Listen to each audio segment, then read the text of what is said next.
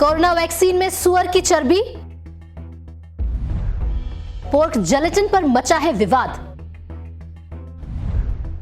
Vaccine को लेकर फतवा जारी, मुसलमान नहीं लगवाएंगे कोरोना वैक्सीन। कोविड-19 के टीकाकरण अभियान में वैक्सीन में इस्तेमाल हुई एक चीज बड़ी रुकावट बन सकती है। दरअसल कोरोना की वैक्सीन में पोर्क जेलेटिन के इस्तेमाल होने की बात उठने के बाद से कुछ समुदायों के बीच इसे लेकर बहस छिड़ गई है, जिससे टीकाकरण अभियान पर बड़ा असर पड़ सकता है। एसोसिएटेड प्रेस से बातचीत में ब्रिटिश इस्लामिक मेडिकल एसोसिएशन के महासचिव सलमान वकार का कहना है कि ऑर्थोडॉक्स यहूदियों और मुसलमानों समेत विभिन्न धार्मिक समुदायों के बीच टीके के इस्तेमाल को लेकर असमंजस की स्थिति पैदा हो गई है। ये सुअर के मांस से बने उत्पादों के इस्तेमाल को धार्मिक रूप से अपवित्र मानते हैं। कोरोना वैक्सीन में इस्तेमाल पर कब शुरू हुआ विवाद?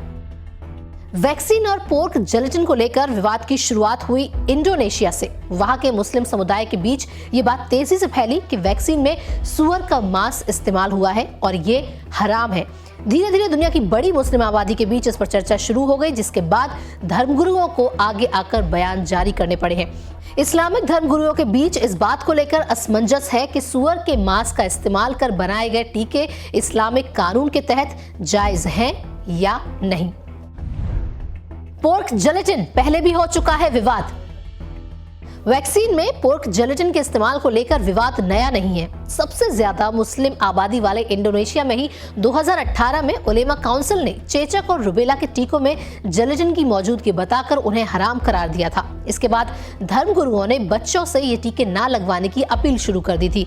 हालांकि बाद में काउंसिल ने टीका लगवाने की छूट दे दी, मगर इससे शुरुआत में बने माहौल के चलते बड़ी संख्या में बच्चे टीकाकरण से वंचित रह गए।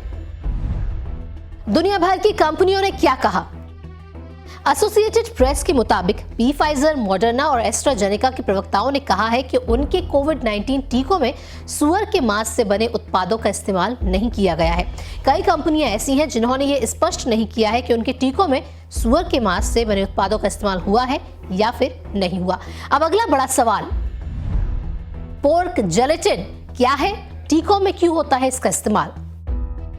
जेलेटिन ऐसी चीज है जो जानवरों की चर्बी से मिलता है। सुअरों की चर्बी से मिलने वाले जेलेटिन को पोर्किन जेलेटिन या फिर पोर्क जेलेटिन कहते हैं। दवाएं बनाने में जेलेटिन का इस्तेमाल कई तरह से होता है। वैक्सीन में इसका इस्तेमाल एक स्टेबलाइजर की तरह करते हैं, यानी पोर्क जेलेटिन ये सुनिश्चित करता है कि वैक्सीन स्टोरेज के दौरान सुरक्षित है या नहीं रहेगी और इसका असर बरकरार रहेगा या नहीं। वैक्सीन बनाने वाली कंपनियां कई तरह के स्टेबलाइजर्स पर टेस्ट करती हैं। जो मुफीद होता है उसका इस्तेमाल करती हैं। वैक्सीन में इस्तेमाल होने वाला जेलेटिन बेहद प्यूरिफाइड भी होता है और इसे पेप्टाइड्स में तोड़कर इस्तेमाल किया जाता है। बिना पोर्क जेलेटिन के बन सकती है वैक्सीन? यूके की नेशनल हेल्थ सर्विस के मुताबिक अलग स्टेबलाइजर संग वैक्सीन डेवलप करने में फिर से सालों लग जाते हैं। ऐसा भी हो सकता है कि वैक्सीन बन ही न पाए।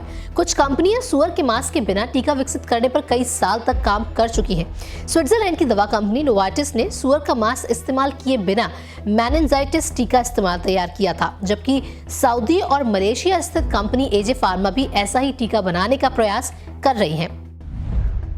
वैक्सीन में पोर्क जेलेटिन, अब मुस्लिम समुदाय क्या करे? संयुक्त अरब अमीरात की फतवा काउंसिल ने कहा है कि अगर वैक्सीन में जेलेटिन मौजूद हो तो भी मुसलमान उसका इस्तेमाल कर सकते हैं। काउंसिल के चेयरमैन शेख अब्दुल्ला बिन वैया ने कहा कि अगर कोई और विकल्प नहीं है तो वैक्सीन को लेकर इस्लाम में सुअर को लेकर लगाए गए प्रतिबंध लागू नहीं होंगे। उन्होंने कहा कि वैक्सीन के मामले में पोर्क जेलेटिन दवा की कैटेगरी में आता है, ना कि खाने की। वहीं सिडनी विश्वविद्यालय में सहायक प्रोफेसर डॉक्टर हरनूर राशिद कहते हैं कि आम सहमति ये बनी है कि ये इस्लामी कानून के तहत स्वीकार्य है, क्योंकि यदि टीकों का उपयोग नहीं किया गया तो बहुत नुकसान होगा। यहूदी भी ले सकते हैं वैक्सीन। इजराइल की रब्बानी संगठन जोहर के अध्यक्ष रबी डेविड स्टेव ने कहा, यहूदी कानूनों के अनुसार सुअर का मांस खाना या इसका इस्तेमाल करना तभी जायज है जब इसके बिना काम न चले। उन्होंने कहा कि अगर इसे इंजेक्शन के तौर पर लिया जाए और खाया नहीं जाए तो ये जायज है और इससे कोई दिक्कत नहीं है। बीमारी की हालत में इसका इस्तेमाल विशेष रूप से जायज है। तो ये तो बात हुई वैक्सीन में पोर्क जेलेटिन के इस्तेमाल को लेकर। बाकी आप क्या कुछ राय रखते हैं? आप अपनी राय हमें कमेंट के जरिए जरूर बताएं और इसी तरह के और भी न्यूज अपडेट से जुड़े रहने के लिए जुड़े रहें पंजाब केसरी टीवी के साथ। नमस्कार। हमसे जुड़े रहने के लिए हमारे YouTube चैनल को सब्सक्राइब करें और नई वीडियो की नोटिफिकेशन के लिए बेल आइकॉन को दबाएं। अगर आप ये वीडियो Facebook पर देख रहे हैं तो लाइक जरूर करें और ज्यादा से ज्यादा शेयर करें। धन्यवाद।